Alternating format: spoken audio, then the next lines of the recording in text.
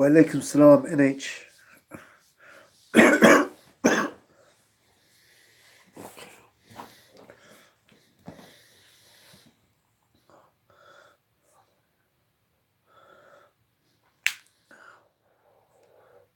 Just sharing this to my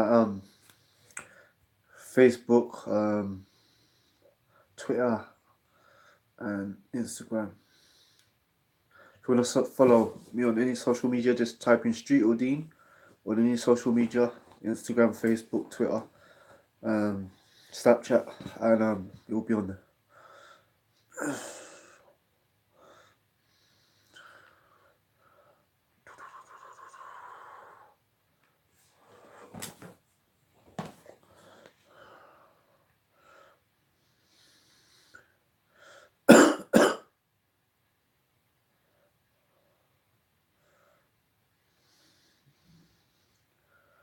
Don't worry, inshallah, we're going to deal with this issue once and for all.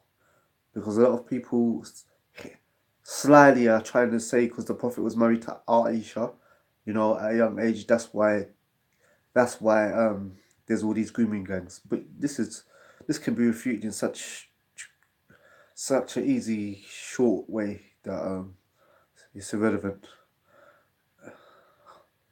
That's what I'm about to do, inshallah.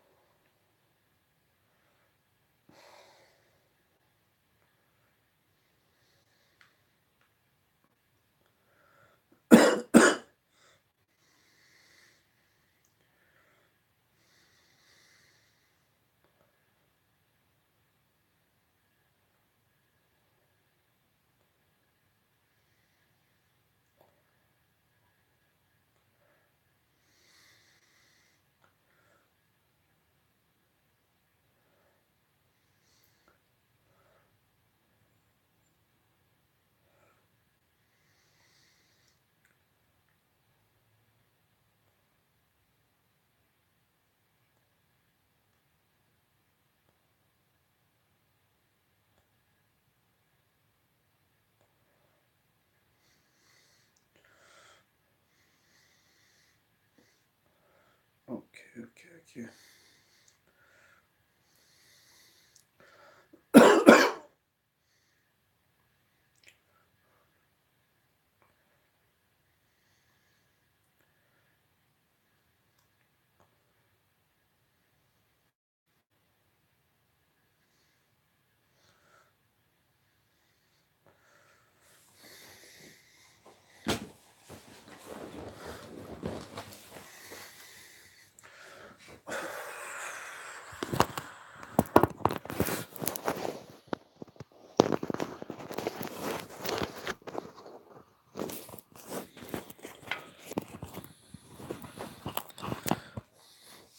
Okay.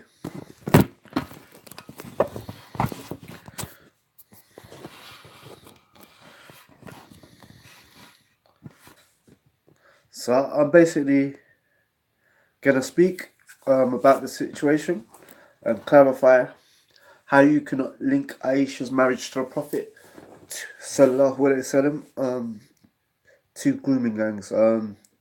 If you've got any questions or anything, or you think I leave any points out or anything, just leave it in the comments, and I'm going to look at the comments after and go through your questions and your statements. Tell you if I agree or disagree with it. Okay. Bismillahirrahmanirrahim. Wassalatu wassalam ala Rasulullah sallallahu alaihi wasallam. Basically, I noticed with a lot of non-Muslims, they try to say because of Islamic culture or because of Islam, that is what is leading to the high leading to grooming gangs in the Muslim community. Okay, Now I want to show you why this is nonsense, yeah. And a lot of these people that say this, they're just jealous. They're either um, racist, EDL people, or some cometics, who are just jealous that so many people are becoming Muslim. But let me just tell you why this is complete nonsense.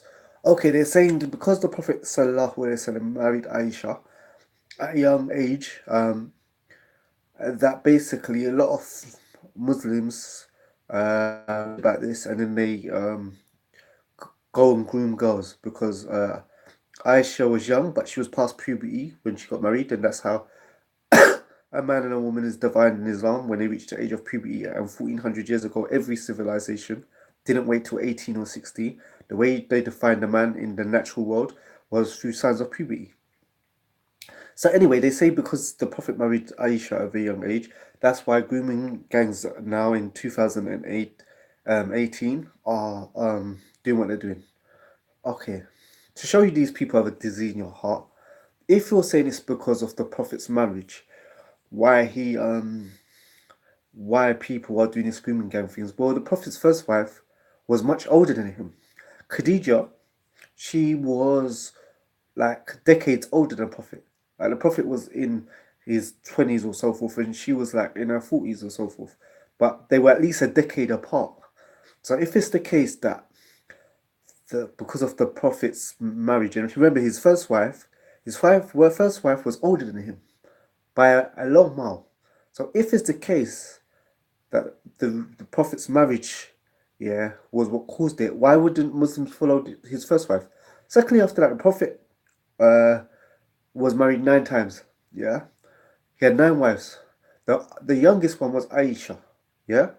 Now, if you look at all the ages, they like their ages compared to Aisha, they were all older. So if a Muslim is reading the Quran and Sunnah and looking at all the texts and so forth, repeatedly the Prophet didn't marry anyone else apart from Aisha that young. So if it's Islamic texts, how is it leading people to marry, to do this grooming gang?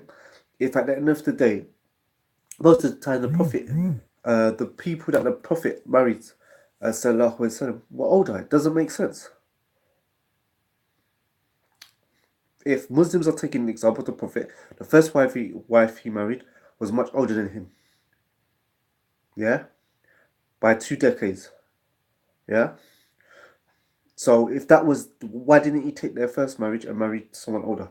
Secondly, all his other wives, yeah, none of them was young as Aisha. So if they look at the Prophet's life as a whole, why are they not marrying older women? Why would they be going to the grooming gang? It doesn't make sense. Secondly, in these grooming gangs, they seduce these girls. What's happened? Older men, yeah, are meeting young girls, teenagers, and so forth, and they're giving them alcohol. They're seducing them with words. They're giving them alcohol. They're giving them drugs. Do you know what I'm saying? They must be taking them to their flat and so forth, and they're seducing them. If Islam is caused, how can Islam be causing people to groom when alcohol is haram, a major sin? Every non-Muslim knows this. Drugs is haram in Islam. Every Muslim knows this. So how can Islam be leading men to groom women, yeah, and use alcohol on them and use drugs on them when alcohol is haram and drugs are haram? Doesn't make any sense. So a lot of these people, they keep on hinting that, oh, because the Prophet sallallahu alaihi wasallam married Aisha at a young age, then that's where they get the idea of grooming gangs. Yeah. So you think these guys, yeah, you ignorant people, you think the people are reading the Quran, praying 5 times a day, doing their extra sunnah prayers, yeah, then they're leaving their house and going out on the high streets, yeah, and talking to girls, yeah, and then bringing them back to their flats, giving them alcohol, giving them drugs because the Quran says so. Please use your brain. You think these guys are reading the Quran and Hadiths, leaving their home on Saturday and Friday night, yeah, and then going out meeting these girls, seducing them back to a place, giving them alcohol, giving them cigarettes, and giving them drugs, and that's how and the Quran is influencing them to do so. Doesn't make sense. Secondly, This shows how ignorant you are of Islam, because a man, yeah, is not allowed to be alone, yeah, um, alone with women. Like there's a hadith of the Prophet that says that when a man and a woman are alone, Shaitan is the third person. So in Islam, it's haram for a man to be alone with a woman who's not his wife or his family member. Yeah. Secondly, in Islam, there's no dating, there's no girlfriends, there's no one night stands. There's marriage or fornication. That's it, marriage or fornication.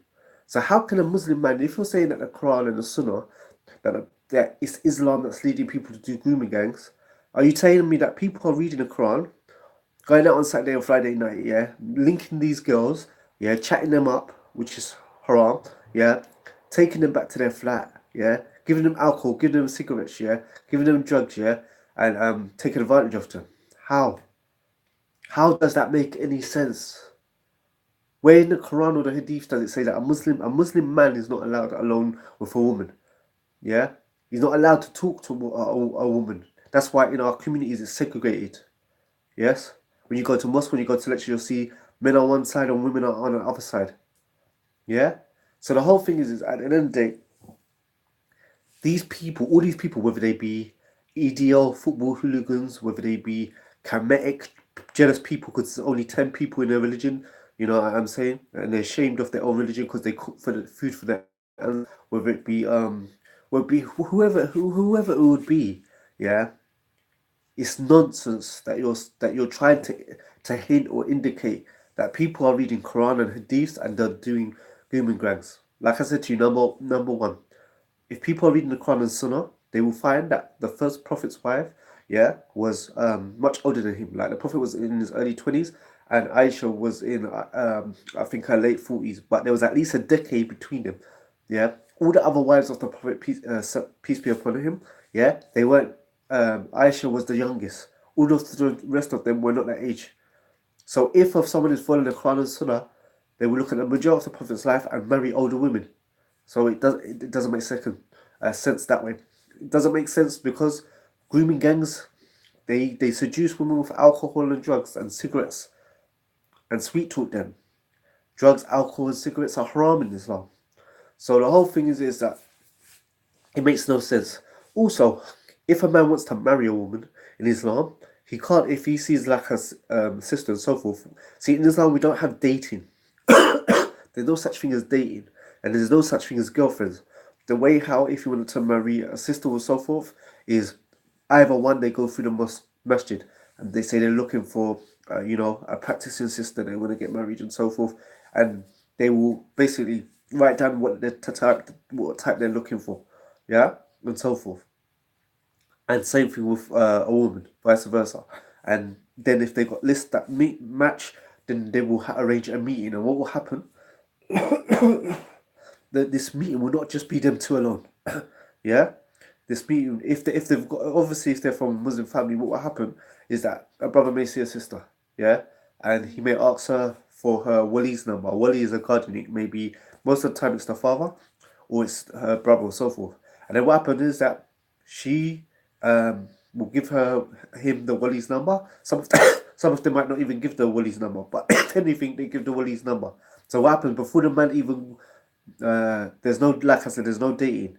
What will happen, if anything, is that the man will go to the father's house. He will meet the father. He will meet the brothers and so forth, and they will have a meeting. Him and the sister will have a meeting in a room, but not hidden away from everyone.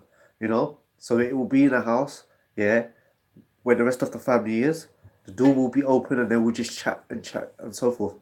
And this is the way how a Muslim man meets a wife. So how it's impermissible for a Muslim man, yeah, to be alone with a woman, who's not his wife or his family member, yeah.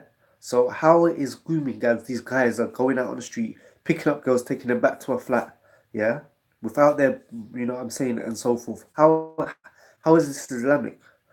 So when you are all talking and you're all saying that Islam is leading, what is it, people, Muslims to rape, not rape, because grooming gangs, I don't believe they rape them. They try and seduce them. Older men are trying to seduce younger girls, yeah, with alcohol, drugs, and so forth. How is this Islamic, and how do you call them Muslims? That's why when people title videos Muslim grooming gangs, you just know they're dumb and they know nothing about Islam. So the whole thing is that there's no proof, yeah. There's no proof, yeah, that what is it? That the Quran or the Sunnah leads to um people being parts of grooming gangs. In fact, it's against it. Like I've said, and I'm going to keep on repeating it. Yeah, Muslim men, yeah, are not allowed to shake hand. Even they're not even allowed to touch women. If a woman's not your wife or your family member, yeah, you're not allowed to touch her. You're not entitled to. As the Prophet said, it'd be better for someone to hit themselves with a bar, yeah, than to touch a woman that's foreign for him. Meaning that you're not entitled, yeah, and it's a sin for you to touch a woman in Islam, yeah, um, that are not your family members or your wife, yeah. That's why when we see a lot of women, they try to shake Muslim men's hand. They say, I'm not allowed to." Some women may take it as a form of disrespect, but it's not. It's not a form of disrespect. It's a form of that. I'm not mad to you. You're not family with me. I don't. My creator's not entitled me to touch you. So how can these guys who are in grooming gangs be following Islam? If you're not allowed to touch a woman, if you're not allowed to speak to a woman, if you're not allowed to be alone with a woman, if she's not your family member or your wife.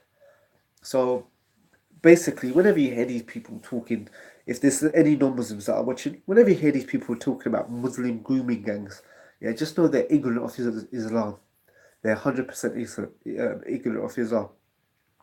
So the whole thing uh, is that people will keep on using this title, but it's nothing to do with Muslims and so forth. And the vast majority of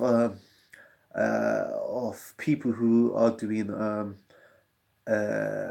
grooming gangs are not uh, Muslims. The reality of the situation is that the majority of people in this country are white people. Doesn't mean they're any more evil um, than any other race, but they're the majority of people in the country, and the majority of people doing grooming gangs. That's the fact of it. But they just call paedophile. They call white people who do gang grooming paedophile rings. I don't know why, but you know. Uh, Maybe grooming gang seems a little bit more scary and everything, but at the end of the day, is that the majority of people that do it are white males who do, you know, who are suffering from this disease called what is it, grooming. So anyway, the whole point is that I just want to say is that no one can prove that there's any link between the Prophet's marriage between Aisha, uh, peace be upon them, peace be upon him, and Aisha. There's no proof for it. First of all, these grooming girls are not marrying. They're not marrying these girls. They're abusing them. Secondly, they use drugs and alcohol. Drugs and alcohol haram in Islam. They use cigarettes. Cigarettes are haram in Islam. Also, I wanted to say that a lot of people say, "Oh, these people are pedophiles," yeah, because the age of consent. So they talk about the age of consent, and the Prophet was much older when he married Aisha. Please don't talk to me. Please don't try and use that weak excuse. I'm a convert to Islam. Then, if the Prophet is a paedophile, then you must be a paedophile as well. I'll tell you why. Everywhere 1400 years ago, yeah, they did not wait till 18 and 16. These numbers plucked out of the sky, yeah, to define how a man was a man and a woman was a woman. They never used these ages anywhere, whether the Amazon, the desert, any natural world, whether it's in Africa, whether it was in Egypt, whether it was in Europe, even in this country now. If you ask people, when did your grandmother and when did your great grandmother get married? It wasn't 18 or 16. It was most probably much younger than that. And also, whichever man is talking about paedophile and this, that stuff, you must be a paedophile as well. I'll tell you why. You did not wait till 18 or 16 to have sexual relationships with women if you grew up in London. The vast majority of men did not. So if you're in Brazil, I think is 14. In Europe and America, different states have different ages of consent. And in Europe, they have many different ages of consent. So who's a paedophile or not?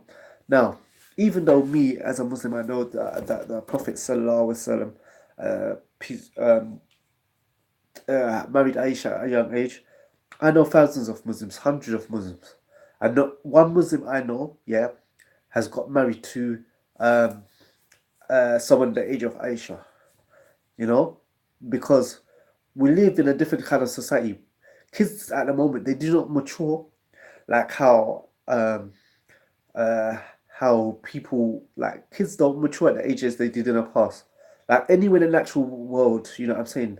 Their lifestyle was very, very different to how the lifestyles are today. Here, if you go anywhere in the natural world, whether it's Africa today, whether it's Africa or the Amazon or anything, these people get married much younger. Why? Because they have different lifestyle. They have a much harder lifestyle. They have a much serious and more lifestyle.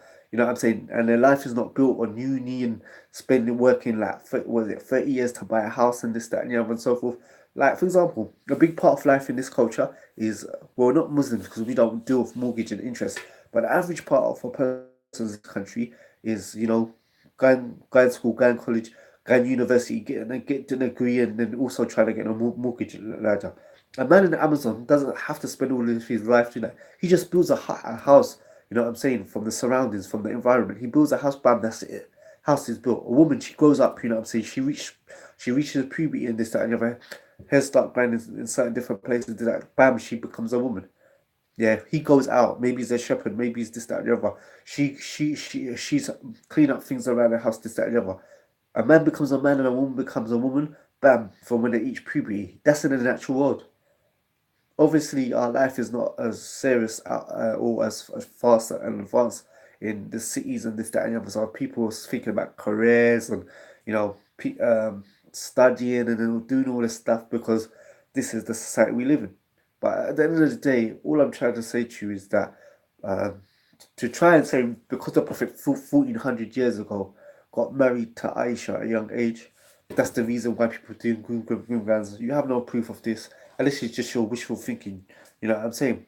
So I want to know if that's the case for Muslims, then what's causing white people to do grooming gangs or paedophile rings or watch child porn? Is it their atheism? Is it their secularism? Is it their capitalism?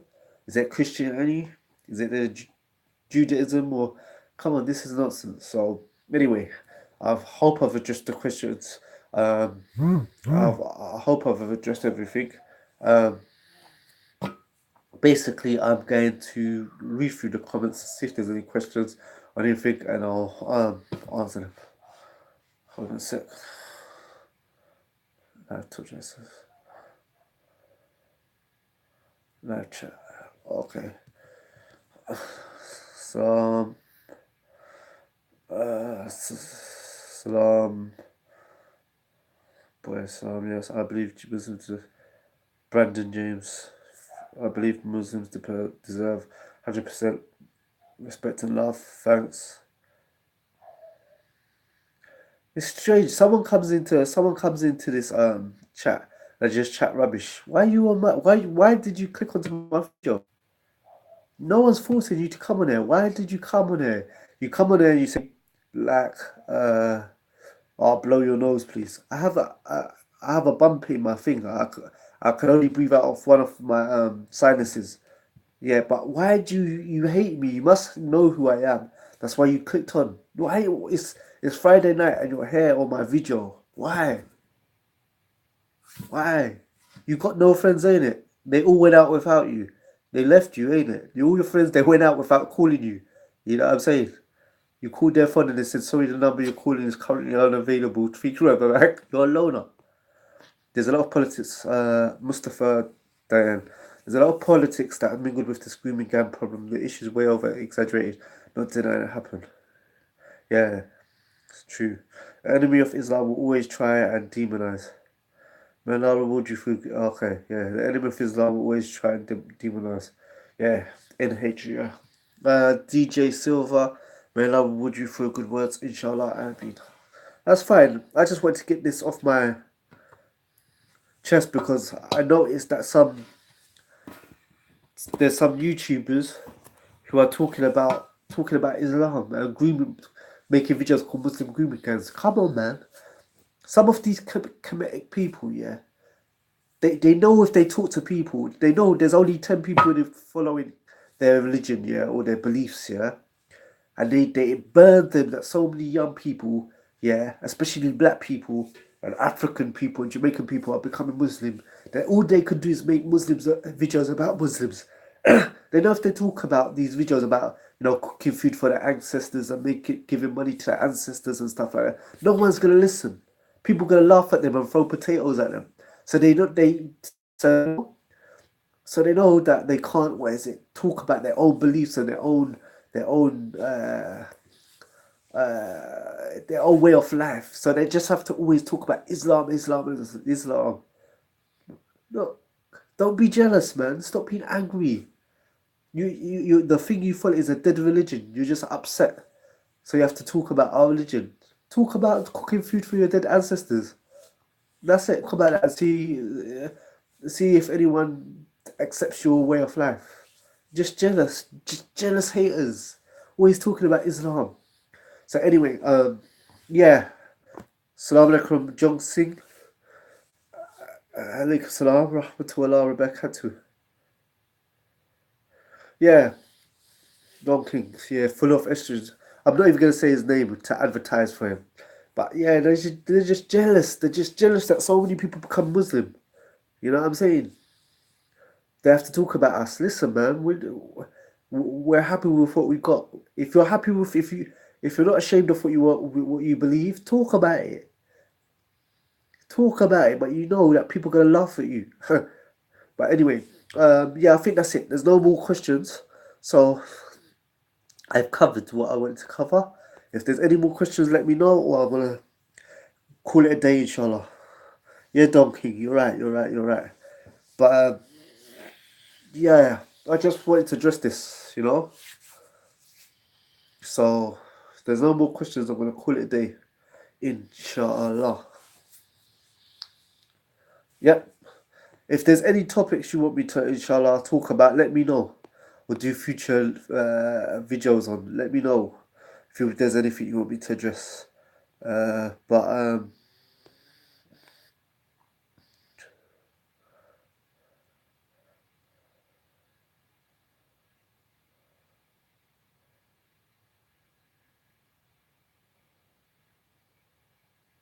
what do you think of the situation of the Muslim Ummah?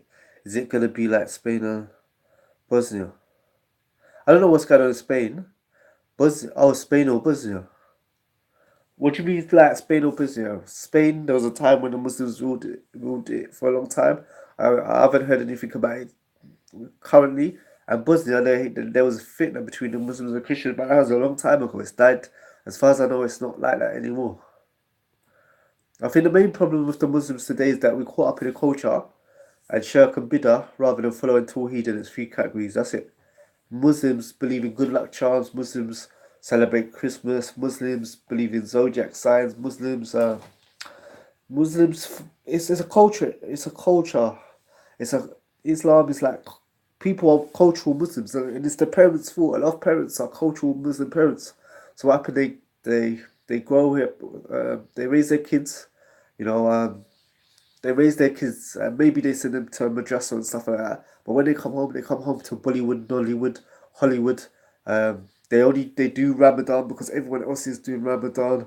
But if they don't teach their kids Tawheed or Akida.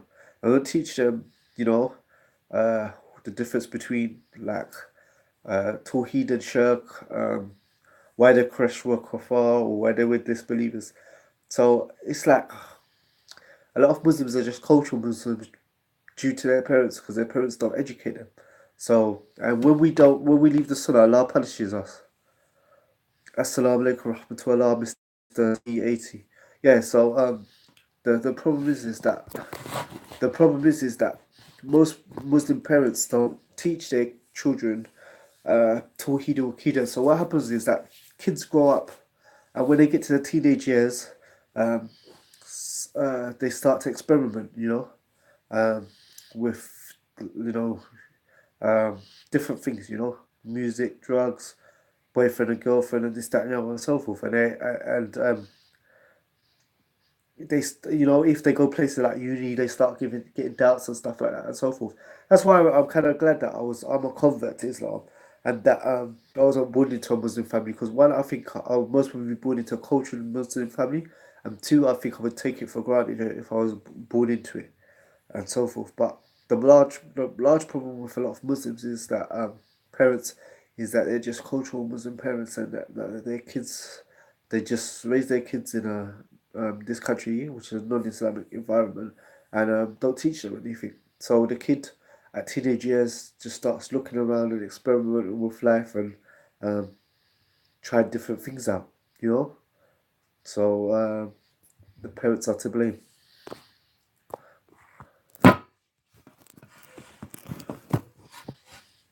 Yeah, exactly. You said, look, my dad doesn't. My yeah, same with my dad. He thinks that if he doesn't read namaz or practice, he swears he'll go to heaven. Yeah, this is sad. John C. This is a lot of Muslim families. It's this hocus pocus Islam. Pray to the dead sheikh and good luck charms and all this stuff. But mate, all the best you could do is make dua for them and try and practice the sunnah as much as possible. With your parents, you can't really force them to listen to you because you're younger, and they just see you as someone who they remember when you was a baby and they looked after you, raised you and stuff. So they're not really gonna listen to your words. So all you can do is basically just practice, and make dua for them. You know, or you can do something smart as well. You can leave like a book on Tawheed or something. You know, on a chair or something, and hopefully out of their nosiness they'll read it, and maybe Allah will guide them that way.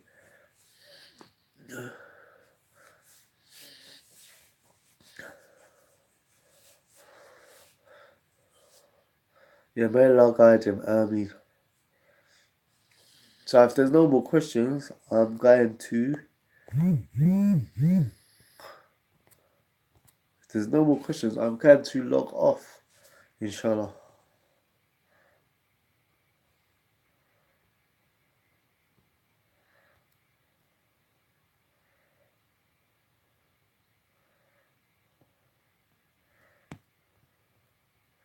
Okay.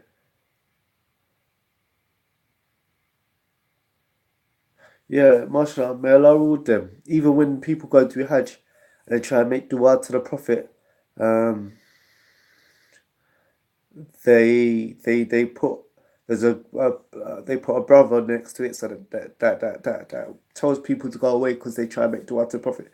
The brother's name's actually Zulkifar Mimum. I know him personally, mashallah, and he was the guard around the Prophet's grave, so that when people go to do Hajj and Umrah and stuff, um, he tells them not to make dua to the Prophet and stuff like that, and they have to move on because you know Allah said, وَمَا خَلَقْتُ الْجِنَّ وَالْإِنسَ إِلَّا لِيَعْبُدُونِ. I did not create mankind and jinn except to worship me. So we weren't sent. We're not Mohammedans. We don't worship Muhammad. If a person worships Muhammad, takes them outside of Islam. But yeah, I think I'm gonna wrap up now. Inshallah. Jazakallah khair for listening, everyone. And inshallah, there could be more videos coming soon. Inshallah. Alright, take care. Assalamu alaikum wa rahmatullah wa barakatuh.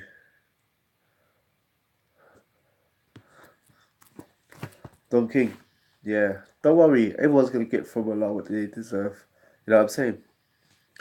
So let him do whatever he wants. You know what I'm saying? Yom Kiyama, Allah's gonna hold him responsible. Alright, assalamu alaikum.